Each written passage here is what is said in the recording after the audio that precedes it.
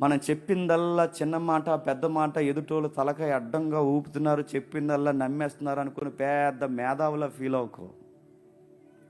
నేను ఏది చెప్పినా బిలీవ్ చేస్తున్నారు, నేను ఏం చెప్పినా నమ్మేస్తున్నాను పెద్ద మేధావులా ఫీల్ అవ్వకు.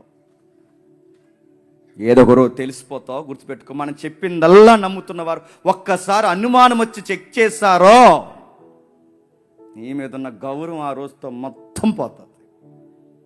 ఏ రోజన్నా ఒక్కసారి ఇది నిజమే చెబుతున్నాడని క్రాస్ చెకింగ్ జరిగిందో నీ యథార్థత దిగజారిపోతుంది, నీ సాక్ష్యం పోతుంది, నీ మీద ఉన్న గౌరవం పోతుంది. వాళ్ళ దృష్టిలో నువ్వు అప్పటి వరకు గొప్పవాడివి, ఇంకా ఆ రోజు నుంచి నువ్వు చాలా తక్కువైపోతావు. అందుకే యథార్థవంతులు వర్ధిల్లరు, యథార్థత లేని వారు వర్ధిల్లరు. యథార్థవంతులు తప్పక వర్ధిల్లుతారు, యథార్థత లేని వారు వర్ధిల్లరు. మాట జాగ్రత్త, పని జాగ్రత్త. నువ్వు చెప్పిందల్లా ఎదుటోళ్ళు నమ్ముతున్నారని నీ ఇష్టం వచ్చినట్టు అబద్ధాలు చెప్పుకుంటూ పోతే ఒకరోజు చెబుతావు, 2 రోజులు చెబుతావు, 3 రోజులు చెప్తావు, 4 రోజులు చెప్తావు, ఎన్ని రోజులు చెప్తావు. ఏదో ఒక రోజు అడ్డంగా నీ పసికిన సందర్భం దొరికేస్తుంది.